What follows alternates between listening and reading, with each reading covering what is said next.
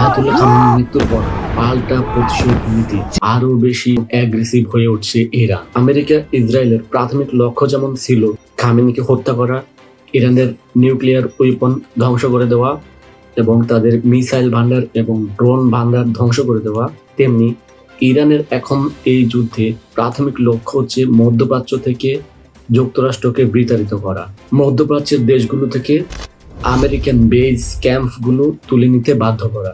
সেজন্যই ইরান এই যুদ্ধে সবচেয়ে বেশি হামলা করেছে সংযুক্ত আরব আমিরাতে। সেখানে দাফরা এয়ার বেজে অনেক আগে থেকে আমেরিকা F-16 যুদ্ধ বিমান মোতায়েন করে রেখেছিল। এছাড়াও ইউনাইটেড আরব আমিরাতে হামলা করে ফ্লাইট বন্ধ করা, এআই ডাটা সেন্টার পুরোপুরি অকার্যকর করে দেওয়া এআই ডাটা সেন্টার পুরোপুরি অকার্যকর করে দিয়েছে ইরান। ধকলটা বাহরাইন এবং ইসরায়েলের উপরেও জোরে সোরে চালিয়েছে ইরান। ইরানের সাথে আনঅফিসিয়ালি এই যুদ্ধে যোগ দিয়েছে লেবাননের হিজবুল্লাহ।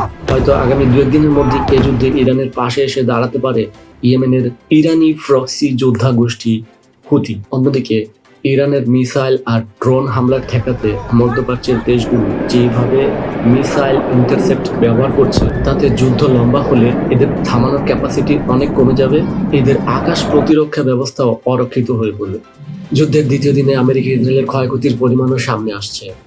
আনঅফিসিয়ালি খবর এসেছে আমেরিকা ইতালির মাধ্যমে ইরানকে যুদ্ধ থামানোর আহ্বান জানিয়েছে, কিন্তু ইরান মনে হয় সেদিকে যাচ্ছে না। কারণ ইরান জানে যুদ্ধবিরতি মানে আমেরিকা ইসরায়েল নিজেদের শক্তি রেস্টোর করে আবারও ইরানের উপর মরণ কামড় দিবে।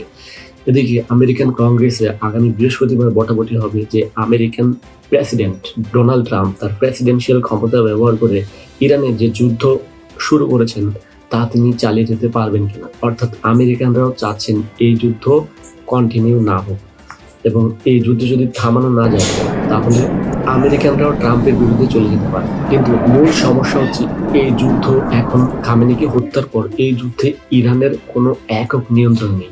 অর্থাৎ এটি এখন ডিসেন্ট্রালাইজড। বিভিন্ন জোন থেকে বিভিন্ন কমান্ডার নিজেদের মতো করে আক্রমণ সাজাচ্ছে এবং যুদ্ধ চালিয়ে নিচ্ছে। যুদ্ধের একদিন সকল নিয়ন্ত্রণ ছিল খামেনির হাতে, কিন্তু খামেনির চলে যাওয়ার পর যুদ্ধের সকল নিয়ন্ত্রণ এখন IRGCর হাতে। এই ক্ষেত্রে অর্থাৎ যুদ্ধক্ষেত্রে খামেনি কিছুটা সংযমী হলেও IRGC এক্ষেত্রে বেশ কঠোরপন্থী এবং অ্যাগ্রেসিভ। অর্থাৎ হুট করে এই যুদ্ধ থামানো সকলের জন্য বেশ কঠিন একটা কাজ হয়ে দাঁড়াবে।